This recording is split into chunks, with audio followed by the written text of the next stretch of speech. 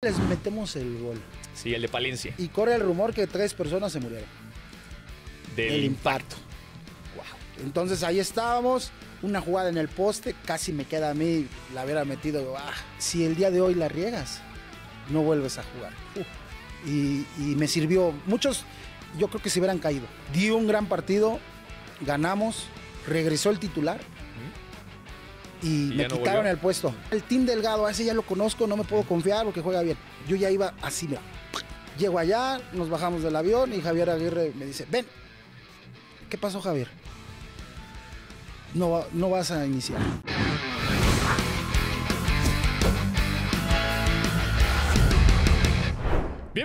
Bienvenidos sean todos ustedes a una edición de la entrevista de 24. El día de hoy sacamos los manteles largos, nos pusimos de gales, más hasta camisa y saco sacamos, porque tenemos un invitado de primer nivel, un invitado de lujo. Vamos a hablar de fútbol, vamos a hablar de experiencias internacionales, vamos a hablar de representación, pero al mismo tiempo también de la visión después de la actividad deportiva, ¿no? De la actividad que se hace posteriormente y del legado que tiene que dejar una figura tan importante para el fútbol mexicano como lo es el señor Melvin Brown. Melvin, bienvenido, muchísimas gracias. Muchas gracias, Pablo.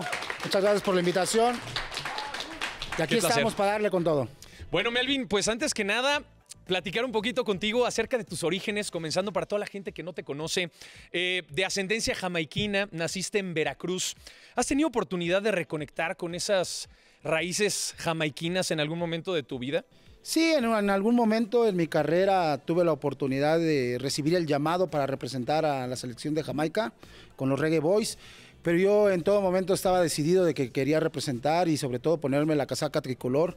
Yo viví muy de cerca el Mundial del 94 y me visualizaba poniéndome ahí en la mejor disposición para demostrar mi fútbol y sí nos conectamos con Bob Marley, sí nos conectamos con el Ron, claro, de allá de Jamaica, y la verdad que bastante padre, pero como te digo, en todo momento en mi mente fue México, México, México, y bueno, somos más mexicanos que el picante. Como se puede ver definitivamente, Melvin. Naciste en Veracruz, yo sé que tuviste que mudarte por el trabajo de tu padre de igual manera. Cuéntanos cómo fue tu infancia, cómo es vivir en Veracruz, cómo es moverte a Hidalgo, cómo es estar en la capital, cómo fue esa experiencia en tus primeros años de vida. Pues mira, el trabajo de mi papá estaba en Pemex, así que nos tuvimos que ir a Tula de Allende, Hidalgo. Yo tenía 1 año de edad, mi hermana tenía meses, así que esa adaptación pues fue fácil porque no nos pegó. Ya después empezamos a crecer ahí en la ciudad de Tula de Allende, donde está la refinería Miguel Hidalgo. Y fue una infancia muy bonita, muy diferente, que desgraciadamente hoy nuestros niños no la van a poder vivir. Nosotros éramos niños y niñas que podíamos estar a altas horas de la noche en la calle jugando todos los juegos que hoy ya no juegan, a las strikes, al béisbol, a muchos, al bote pateado, a un montón de cosas, al fútbol, claro, al béisbol, muchas cosas que hoy desgraciadamente por cómo está nuestro país, con tanta violencia, yo no dejaría a mis hijos que estuvieran a altas horas de la noche. Fue una infancia muy bonita en la cual pues tuvimos la oportunidad de enfocarnos en el deporte y a los 16 años me vi en el fútbol, porque yo antes era basquetbolista y era de voleibol, seleccionado estatal, pero yo tenía pósters de Michael Jordan. Claro. Y decía, ay, quiero competir contra Michael Jordan y yo mido 1.70 y él mide 2 metros 1. Está complicado. Entonces me va a ganar de todas. Entonces vi en el fútbol, Cruz Azul, Hidalgo estaba muy cerquita, estaba a escasos 20 minutitos y tomamos la decisión de meternos a las fuerzas básicas de Cruz Azul y ahí empezamos. ¿Lo disfrutabas, Melvin, en esos primeros inicios? Porque bien nos dices, muy deportista desde pequeño, siempre encontraste esa disciplina, siempre encontraste este fogueo, tal vez competencia. ¿Qué buscabas tú en el deporte en esos primeros años? Probarme con los demás muchachitos, demostrar que yo tenía también mucha valía, demostrar que aunque eran medio racistas en algunos momentos, eso no nos importaba. ¿Sufriste mucho esa situación? Sí, pero yo sufría, pero ¿qué crees? Yo me defendía. Yo era un muchacho que no me dejaba de nadie, porque si me dejaba me iba peor con mi mamá. Así que y ahí sí había que tener me aventé miedo. varios tiros en la secundaria. En la primaria me aventé un tiro con gente mayor. En la secundaria también me defendí. No era agresivo, pero a la hora de que tocaba defenderse, ahora sí no quedaba de otra, pues sí le entrábamos al trompo. Y ya después me fueron adaptando la gente de Cruz Azul, me fueron queriendo, tanto así que recuerdo muy bien a mi profesor Enrique Pineda, en paz descanse. Él me trajo personalmente hasta la Noria y me depositó ahí con el Gorras Guerrero y empezó mi carrera en la tercera división profesional. Así que disfruté mucho. Yo todavía añoro llegar a Jaso y en el estadio 10 de diciembre y la cancha 9, oler el pasto húmedo. Eso ya nunca más lo volví a sentir, porque fue como el primer amor, como la primera vez, como el descubrimiento. Y de repente cuando me toca levantarme temprano y voy a un campo, quiero oler, pero ya no me llega, ya es diferente. Ya es otra cosa, ¿no? Ya también el proceso es otro. Me parece que son épocas distintas. Melvin, ¿te parece que de ese sentimiento de demostrar, de poner un alto, de medirte frente a frente ante los demás, viene mucho de tu estilo de juego dentro de la cancha? Porque siempre fuiste entrón, siempre fuiste un jugador físico. Sí, justamente venía hablando con mi compadre, le decía, desgraciadamente por mi característica de ser hombre fuerte y de entrar, muchos dicen era muy tronco, y yo la verdad, yo veo mis videos y digo, pues tronco no era. Tronco no debuta en primera división, déjame decirte. Sí hay dos que tres ahí. En Pumas sin nombres, varios, sin nombres. Pero era una técnica buena, fueron muchos años, porque te digo, yo empecé ya grande, empecé a los 16 años a entrenar fútbol. Pero sí, de ahí a los 21 que debuté eran dobles entrenamientos, estar en el frontón perfeccionando la izquierda, porque era derecho, pero yo quería perfeccionar la izquierda, y al final me dio dividendos. Hubo un momento en donde el titular era derecho y yo no podía jugar por esa posición, y el técnico José Luis Trejo me adapta al lado izquierdo, y al tener dominada ese perfil me dio la oportunidad de hacer una carrera, yo digo que bastante bonita, más de 400 juegos, más de 8 expulsiones. Que están bien contaditas, Jorge, más ¿no? de 16 goles exactos, y la verdad de equipos donde la pasé de maravilla. Cuéntanos, Melvin, ¿cómo es ese circuito de fuerzas básicas? ¿Cómo puede subsistir un joven a la corta edad en la que le llegan oportunidades? ¿Cómo es el ambiente? ¿Cómo tienes que protegerte? ¿Necesitas asesoría? ¿Cómo es en México? Para darnos una idea más o menos, ¿cómo lo viviste tú? Ya cambió bastante de lo que a mí me tocó. Antes te recibían a la edad de 17, 18 años para que estuvieras en la tercera división. Ahora ya están recibiendo chicos. Hoy debutan a esa edad. Ahora están recibiendo chicos de 13 años, que yo lo veo muy difícil quitar a un niño de su hogar y sobre todo de su madre, porque la necesitas bastante, pero yo ya llegué grande, llegué de 17 años. Como te digo, al principio no te quieren, no te conocen. Hay una lógica. No te conocen, les vienes a quitar un lugar. Claro. Y ellos son un equipo y se van protegiendo, pero de repente también son gente inteligente, gente que sabe, dice, caray, el morenito sí es bueno, nos va a ayudar, y te van arropando.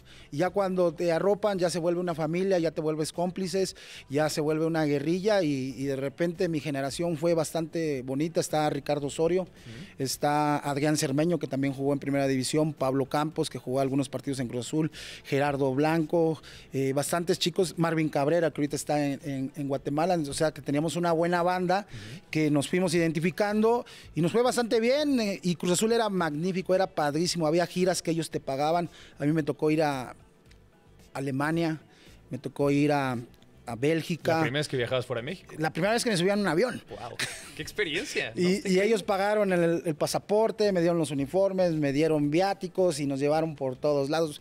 Vimos un montón de cosas que la verdad el fútbol solo eso me lo hubiera permitido. Yo me visualizo hoy en día, digo, me hubiera quedado en mi pueblo, hubiera estudiado en un CETIS, hubiera ido al Poli, hubiera sido ingeniero, pero no hubiera vivido ni el 1% de lo que vivimos como futbolistas. Así que fue padre, y de repente ya te empiezan a querer todos, y de repente ya ves el primer equipo. Nosotros entrenábamos en la cancha 2 y el primer equipo, no, al revés, nosotros entrenábamos en la 1, el primer equipo entrenaba en la 2, y ya esa añoranza, ¿no? De está Palencia, está el Conejo, está Juan Reynoso, yo quiero estar con ellos, y te vas motivando, y de repente te llega la oportunidad de participar de unos minutitos y ves que el nivel está muy fuerte, pero que sí puedes llegar. Melvin, dime si me equivoco, pero hasta donde sé en Fuerzas Básicas tuviste el problema de una fractura, de una lesión importante. Yo no sé si anteriormente habías tenido una lesión de esa magnitud y cómo, a ver, entiendo perfecto que a una temprana edad sanas más rápido, pero con esas ganas, con esa inquietud, con esa hiperactividad tal vez, ¿cómo pasas por una lesión tan complicada? Mira, me costó bastante. Yo venía de la gira Europa, esta que te dije, nos fuimos 27 días, no perdimos más que un partido y veníamos con toda la motivación del mundo porque enfrentamos a selecciones africanas, enfrentamos a la selección de Estados Unidos, a la selección de Chile, enfrentamos al Lux de Francia y decías, oye, estos son buenísimos, pero nos dimos un tiro y nada más perdimos uno. Entonces venías con esa confianza totalmente y yo venía bien motivado. Yo dije, me voy a saltar de segunda, me voy a saltar a primera, aunque había un escalón antes que era la Liga de Ascenso. Pero yo tenía mucha confianza en mí mismo. Ya decía, Palencia, me he hecho un tiro con Palencia. Tú por tú. Si me lo eché con los morenotas, esos que dicen que tienen 18 años y tienen 30, ¿cómo no voy a echar un tiro con Palencia? Y se viene la lesión. A la semana. ¿Y estás de acuerdo que un chico de 18 años que no tiene la formación como ahora sí lo tienen, porque ahora tienen psicólogos desde jóvenes, de repente dice, se me acabó la carrera, me quebré la tibia, ya no voy a quedar igual? Pero bueno, es momento de aprendizaje, fue muy importante. Mi mamá me dijo, usted escogió ahora el fútbol, ahora se aguanta. Y me demuestra que está hecho para eso. Fueron 3 meses de traer una férula desde los dedos del pie hasta acá arriba en la ingle. Afortunadamente la lesión sanó de buena manera, como tú dices, la edad ayudó.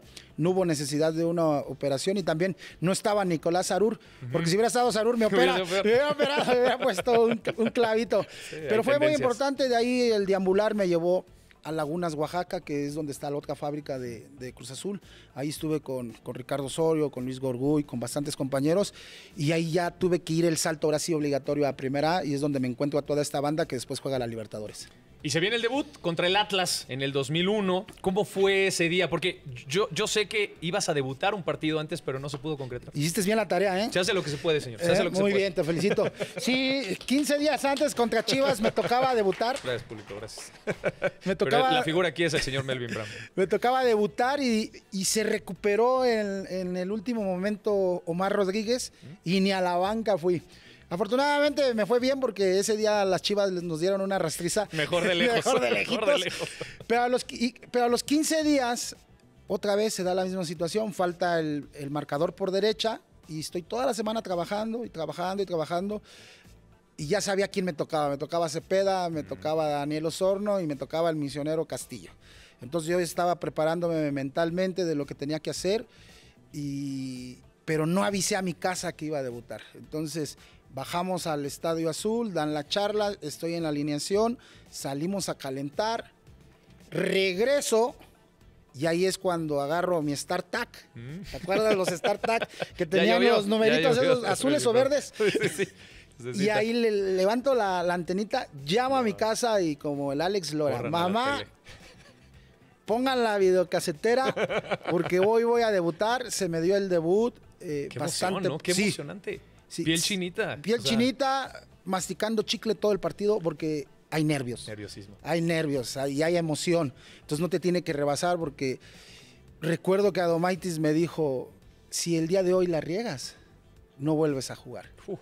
Y me sirvió. Muchos, yo creo que se hubieran caído. Mentalmente. Pero yo estaba preparado. Ya venía de guerras en Primera A, ya venía de guerras de los partidos en Europa, ya venía de esa situación, ya venía bien dado. Entonces, di un gran partido, ganamos, regresó el titular y me quitaron el puesto. Pero me puso en el otro lado. Entonces ahí rindió frutos el que estuviera en el frontón mucho tiempo, 5 años en el frontón, jugando con la pierna izquierda, y banqueamos al flaquito Macías, porque él era el titular, y ahí empezamos la liga, unos 10 juegos, y de repente empezó la Libertadores, y la Libertadores fue lo que me catapultó para tener una buena carrera. No, increíble, Melvin, y ahorita entramos en el tema de la Libertadores, porque me parece que es importante en tu carrera, pero hablar específicamente de los goles que hablabas hace rato, que los tienes muy claros, no sé si recuerdas cada uno de ellos. Yo recuerdo uno contra Querétaro, por ahí como de nuca hacia atrás, hacia la portería, que me pareció bastante vistoso. Pero bien sabemos que el delantero vive de goles, el defensa no lo hace tal cual. ¿El defensa de qué vive hoy por hoy? Hoy el defensa debe tener mucha técnica, debe tener muy buena salida. De repente yo me quejo mucho de estar viendo las transmisiones y digo, wow, o sea, sí atacas muy bien, pero no defiendes nada, ya no tienen juego aéreo defensivo, el mano a mano, la verdad, yo creo que ha perdido en el fútbol mexicano, porque en Argentina veo que todavía son ríspidos, veo que todavía se dan con todos los defensas paraguayos, es igual, pero acá en México todos quieren salir jugando, todos quieren ser figura y eso ha cambiado. En nuestro tiempo la primera era acá, la tenías directo, pues si no Pepe Cardoso te metía 5 goles, claro. Y si no Cuauhtémoc Blanco se agrandaba y era insoportable, entonces tenías que imponer tu ley. De hecho yo siempre decía, todo lo que pase a esta distancia van a perder, y hazte para allá. De repente le decía al Cabrito Arellano, decía, vete para allá porque aquí yo te voy a dar en la torre. Es tu territorio. ¿Cuáles fueron tus enfrentamientos más complicados dentro del fútbol mexicano? Pues ahí había muchos, está el que te digo, Pepe Cardoso, goleador, de repente metió 28, 29 goles en un torneo. Una locura. Que de hecho después terminó siendo tu compañero de equipo. Y no nos metió ninguno a nosotros. Mira, esa es una gran estadística. Y no nos metió ninguno a nosotros. Salvador Cabañas, otro gran jugador paraguayo, el Divino Gaitán, Pony Ruiz, Damián Álvarez, Lucas Lobos. O sea, había gente de mucha calidad.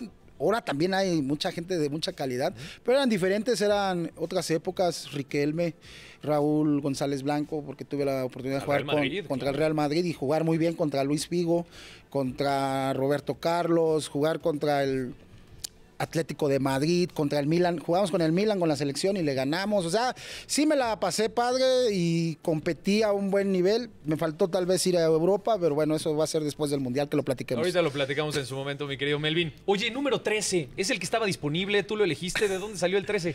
Es que mira, en el torneo regular yo traía el número 29.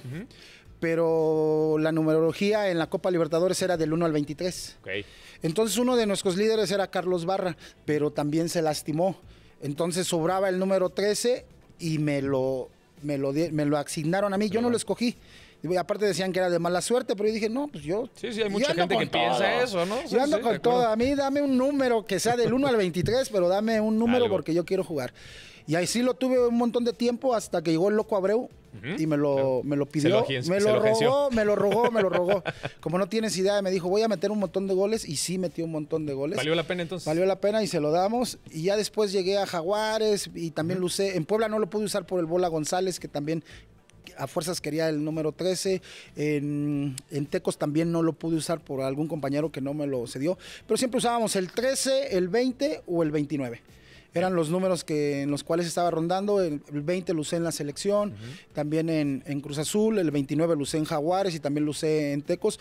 Y son números muy, muy especiales para mí. Tanto así que el número 13 ahora lo uso en mi marca de mezcal, porque es muy importante. Me dio muy buena suerte y espero que también se vaya por ahí. No, bueno, seguro que sí, mi querido Melvin. Estamos seguros de que el éxito te sigue acompañando.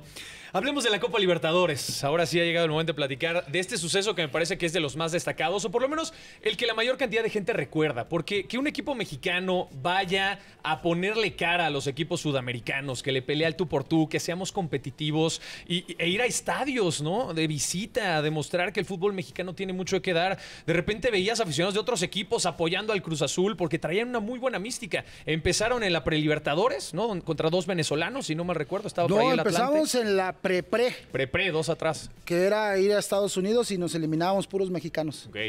Y de ahí salíamos 2 y nos íbamos a eliminar con los venezolanos. Cruz Azul. Que nos fuimos a eliminar y queda fuera Atlante, ¿no? Atlante, quedó último de grupo en esa Prelibertadores. Y queda fuera, y de ahí ya se hace la alineación y quedamos en el grupo con Say Caetano, Defensor Sporting y unos ecuatorianos que era... Ay, se me va el nombre, pero esos vivían hasta allá, hasta las montañas. Fue el viaje más largo. Sí, nos echamos y aparte se descompuso algo y la carretera estaba bastante fea, pero fue bastante bonito la fase de grupos. Muchos... Oye, ganaron todos los partidos de local. Ganamos todos los partidos de local, ganamos de visitante 1, que fue a los ecuatorianos, se llamaba Olmedo. Okay. El Olmedo. Empatamos con Say Caetano allá en Brasil, y el único que sí nos ganó en primera ronda fue Defensor Sporting, creo que fue el único que sí nos ganó. De ahí en fuera pasamos en primer lugar y fue bastante bonito el ir entendiendo. Nosotros teníamos pláticas con varios asesores de Cruz Azul que son sudamericanos y le preguntábamos cómo se jugaba la Copa Libertadores y nos decía, la primera que tienes, lo tienes que matar. ¿El arbitraje? El arbitraje, si no te toca un brasileño, vas a perder. Si te toca un paraguayo, te toca un chileno, un boliviano, está muy tendencioso. No digo que les paguen, no digo que hagan trampa, pero sí la tendencia es que les paguen. Pero esa Libertadores, como tú dices, América llegó a semifinales, no fue igual. Chivas llegó a una final, no fue igual. Y eso que es el equipo más grande de México. Sí, sí. Tigres con todo y Guiñac llegó a una final contra River y nadie lo vivió así. Y ahí te va otro dato. Pachuca ganó una sudamericana, que es la otra mitad de la gloria. ¿Y quién da bola a Pachuca por ese gran logro? No fue el gran suceso que fue Cruz Azul en su momento. Y ellos la ganaron. Sí, y le ganaron a Colo-Colo, que era el equipazazazo. Pero lo que nosotros vivimos, toda esa sinergia, toda esa unión, nosotros lo veíamos en la tele, lo veíamos en Azteca, que mucha gente se reunía para ver una señal que era PCN, que era privado, y se reunían en las casas, se reunían en los bares, se reunían en un montón de lugares, y a nosotros nos motivaba. La verdad que sí sirve eso de que la gente te apoye, sí se siente esa energía, y sobre todo la responsabilidad de que no les puedes fallar. Y ahí nos fuimos yendo poco a poco en la fase de grupos hasta llegar a las instancias finales que se pusieron bárbaras. Son las complicadas. A ver, Cerro Porteño, River Plate, Rosario Central. 3 grandes nombres del fútbol sudamericano y a los 3 los eliminaron. Ahí con Cerro nos tocó un chileno que fatal el árbitro, nos hizo perder. A mí me marcó un penal que del área grande a ti, lo metió. Y de repente al Conejo le patearon las manos y no marcó nada. Y nos ganaron 2-1. Afortunadamente aquí en el Estadio Azul, bien sufrido, porque sí jugaban muy bien los de Cerro, bastante bien. Tuvimos la oportunidad con un gol de Sandoná, que también jugó con nosotros, el chino Sandoná, pudimos acceder a la segunda ronda y ahí, a la segunda ronda, tercera ronda.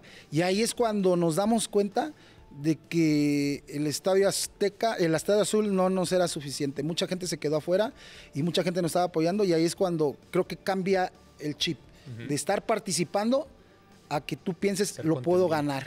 Claro. Puede estar ahí porque lo que se vivió, sobreponerse a la adversidad, te da eso, ¿no? Claro. Esa confianza. Y venía River.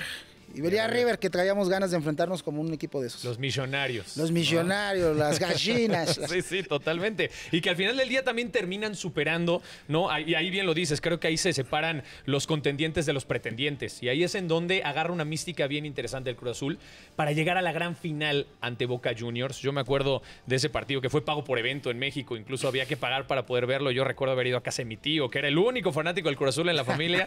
Y ahí vamos a apoyar también. Claro que sí, donde quiera que se encuentre, por esta situación de sentirte muy mexicano y sentir una representación. Estaba viendo el día de ayer, Melvin, unos fragmentos del partido, de esa gran final, la vuelta en la Bombonera. Qué locura de ambiente, se caía el estadio, el público estaba encendido, la salida fue rápida, pero al ver un poco la repetición, se tardaron mucho en iniciar el partido, estaban quitando todo lo que habían aventado a la cancha, hubo un minuto de silencio previo al arranque. A tu corta edad, nadie te prepara para un escenario así. ¿Cómo llegas? ¿Cómo lo vives? ¿Qué crees? Que nos había preparado la semifinal. Ok. River le pasamos por encima, ¿no? 0-0 allá y 3-0 acá. Eso es tranquilito. Dominado. Va. Pero la semifinal con Rosario Central, aquí les ganamos 2-0. Pero desde que terminó el partido nos amenazaron. A Pepe Cardoso le dijeron, allá te vamos a matar, y Pepe no jugó. Y a nosotros también. Y él lo tenía que si se jugaba en Colombia, él había decidido no viajar, ¿no? Algo por el estilo. Es que estaban duros los guamazos. Entonces, cuando llegamos a Rosario, la directiva toma una buena decisión. Avientan un camión con socios.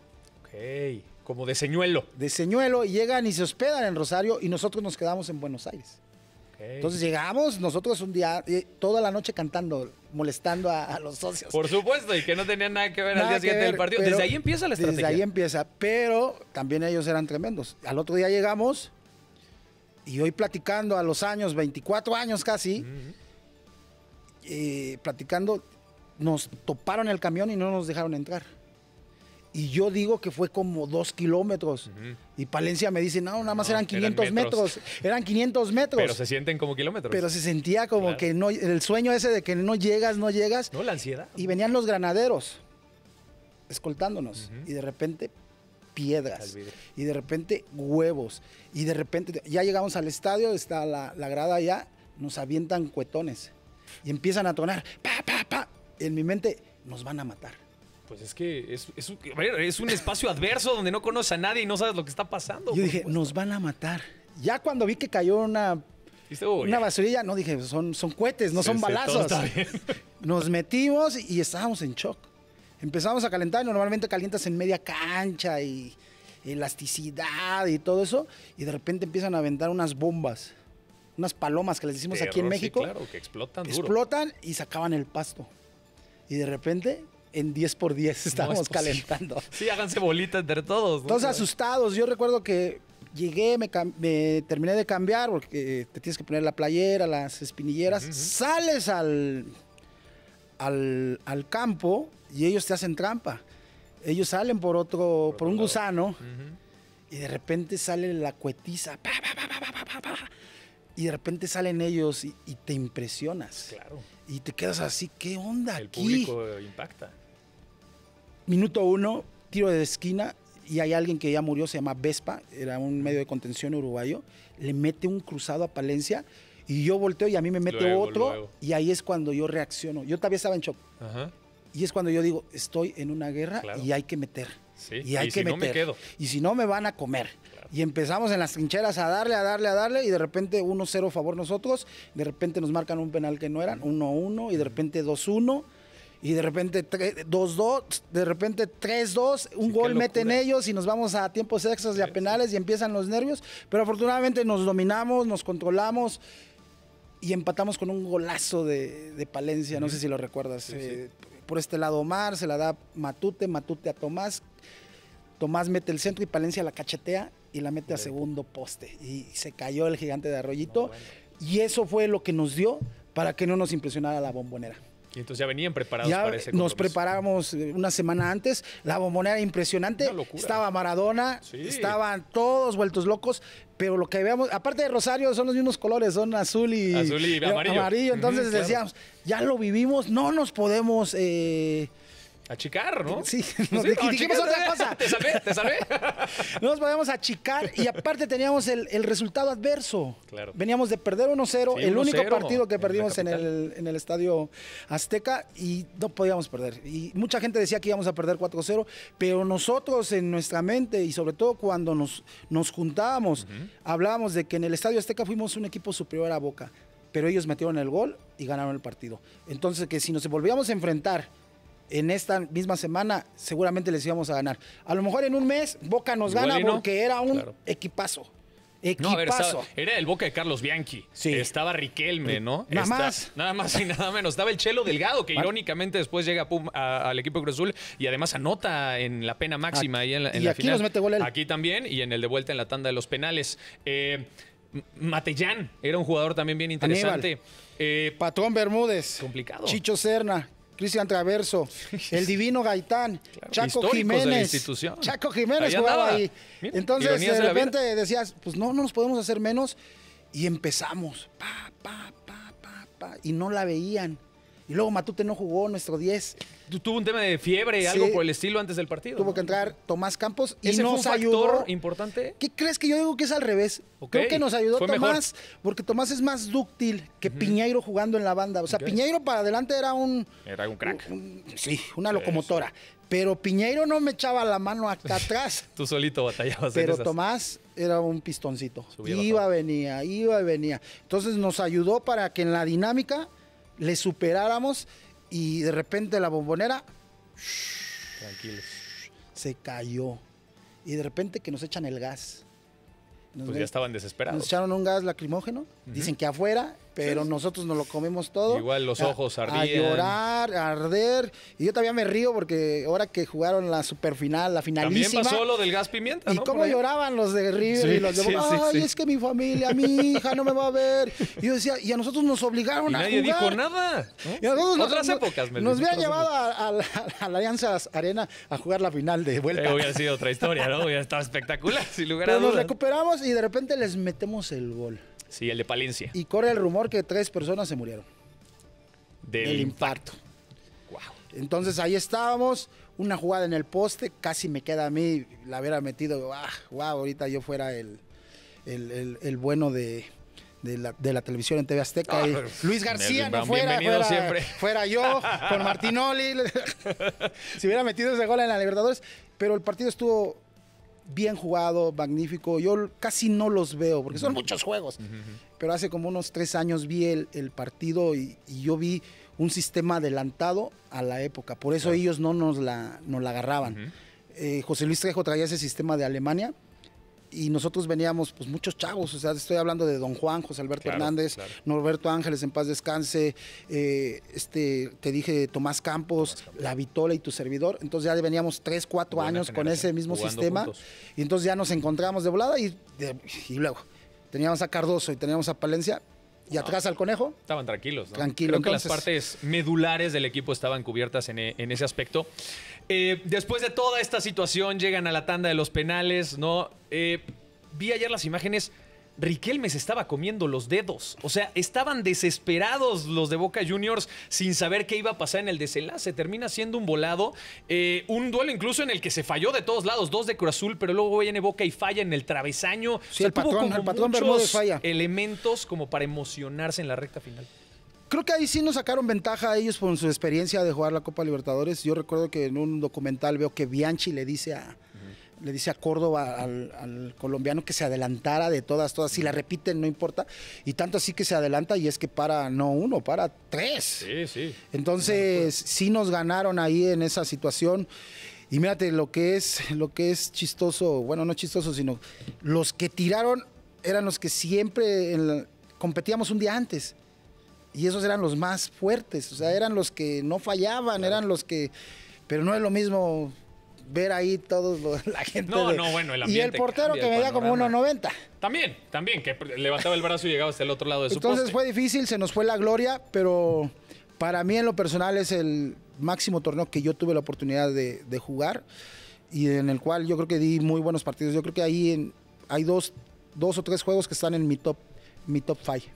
Si me lo permites, Melvin, quiero preguntarte una cosa. ¿Qué pasaba por la mente de este muchacho en ese momento? A ver si te lo puedo Estoy frustrado. Pues esta es en la premiación al término de la final. Mira, pero con mal perdedor. Para empezar, mal perdedor. A ver, cuéntame. Tú dices mal perdedor. Ahorita lo vamos a pero también la otra que me estoy quitando la medalla. Mal perdedor, me estoy quitando la medalla. ¿Te la estás quitando o la estás levantando, Melvin? No sé. Tú dinos. La estaba levantando. La estabas levantando, ok. Entonces, ¿qué pasa en ese momento por tu mente? No, había mucha frustración, pero a la vez... esa vez lloraban mis compañeros. Lloraba Galdames, lloraba Piñero, lloraba el Don Juan, lloraba La Vitola. Y yo les decía, ¿y tú por qué no lloras? Pues di todo lo que tenía que dar. Claro. No me quedo con nada, no me digo, no está en mi pensamiento, me faltó hacer este pique, me faltó reventar a Riquelme. Cuando pude lo reventé. Sí. Entonces yo me voy tranquilo, más no satisfecho por el resultado, pero sí tranquilo de que pues, me superaron.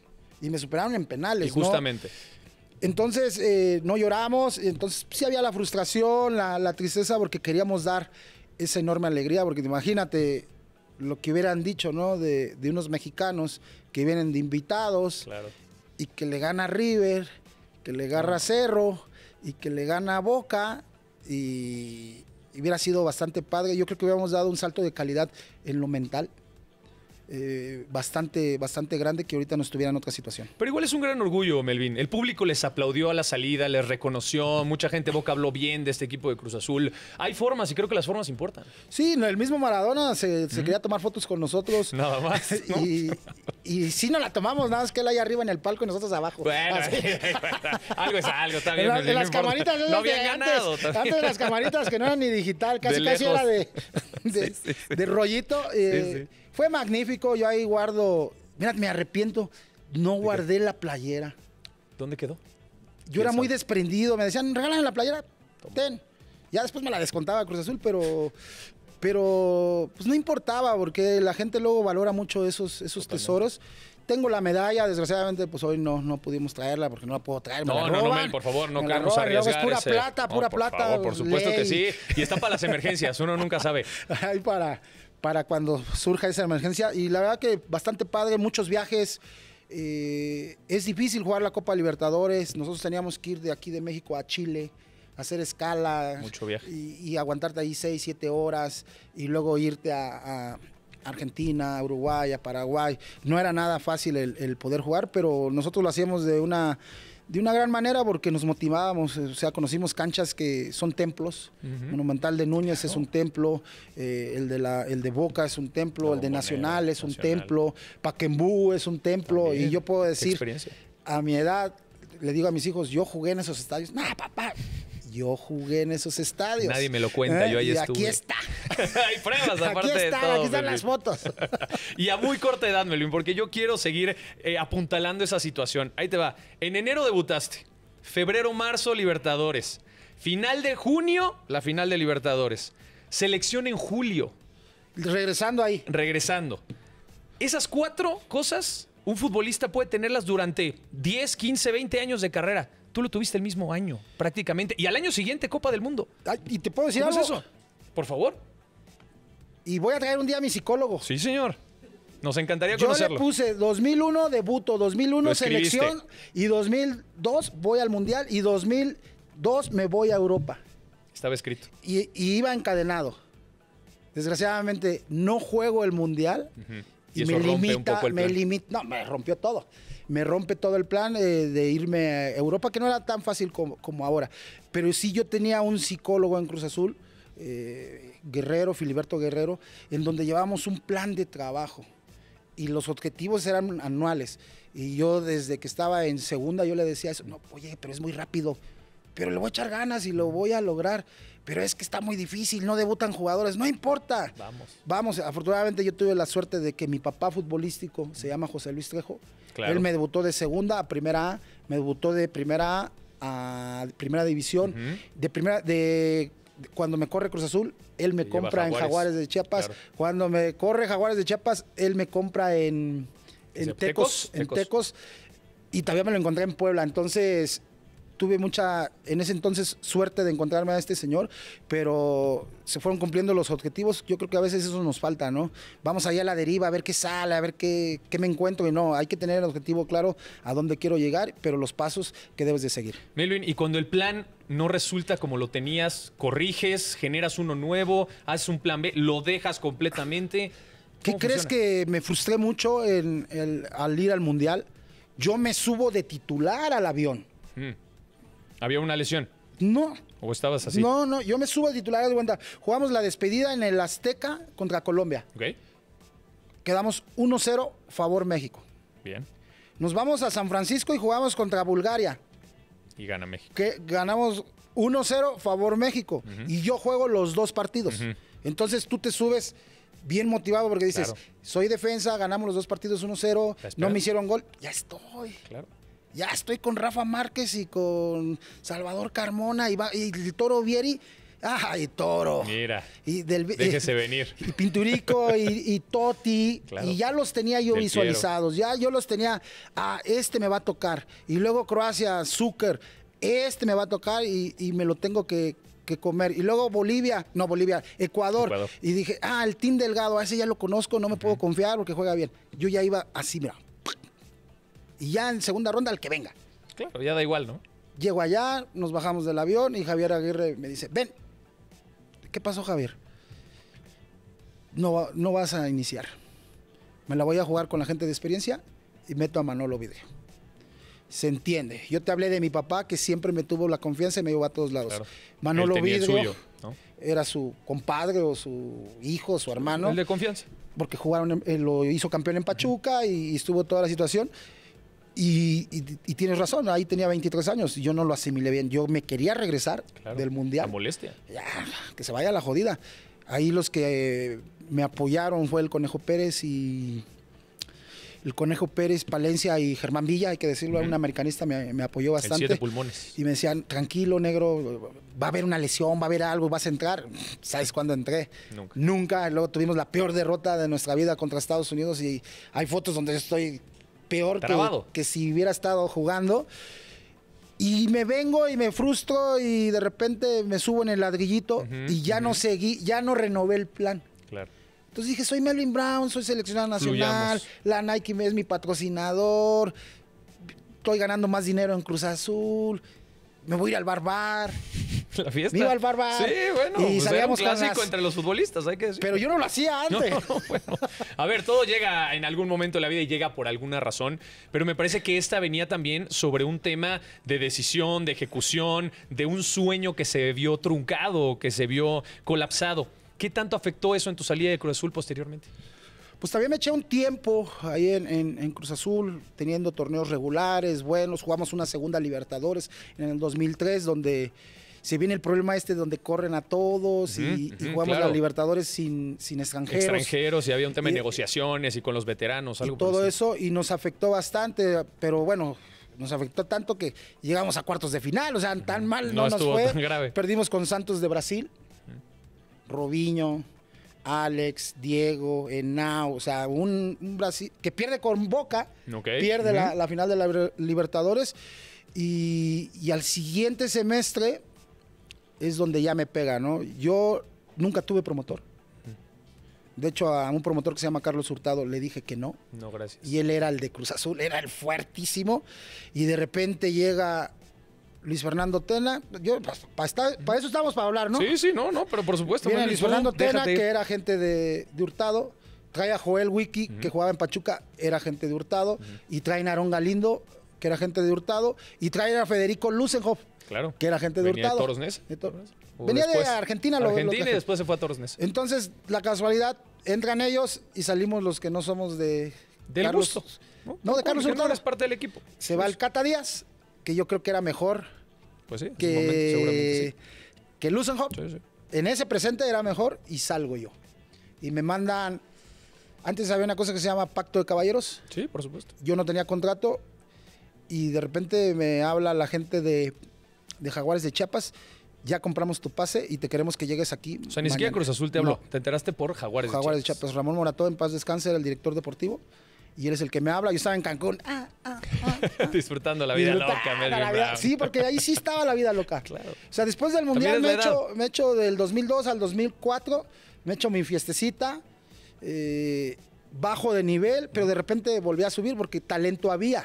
Claro, por supuesto. Faltaba la disciplina, faltaba... Que de ahí también vienen los cambios de look, ¿no? La pintadita de pelo, la todo ese pintadita asunto, de pelo, ¿no? las moicanas, porque soy acuario, somos rebeldes, somos libres, Sí, sí. y yo nunca me dejaba de nadie, pero bueno, ya dije, está José Luis Trejo, está Sergio Almaguer, está La Vitola, está Omar Rodríguez, pues vamos a Chiapas, no hay nada, Venga. pero vamos a Chiapas. A Y la ver, verdad ¿qué? que me sorprendió gratamente. Chiapas era patrocinado por Por ustedes. TV Azteca lo transmitíamos nosotros. por A supuesto. las 3 de la tarde. Sí. Salía ahí Caluroso el ese horario Super allá. Jaguar, salía el señor Picapiedra y la señora No, hombre, Picapiedra. tenía un las equipazo y había buena edecanes, convocatoria, la Los gente- carros daban la vuelta y yo decía, ¿dónde Sí. estoy? ¿Esto es fútbol o es un carnaval? ¿Qué es esto? Agarró Y de una rep- mística interesante. Y salía la canción de Al Jaguares no lo paran y ellos le cambiaban a Cabañas no lo paran y nadie lo paraba. Y nadie lo paraba, ¿eh? Dicho y hecho. Y lo pasamos padre. Fueron 3 años y medio de vivir en la selva.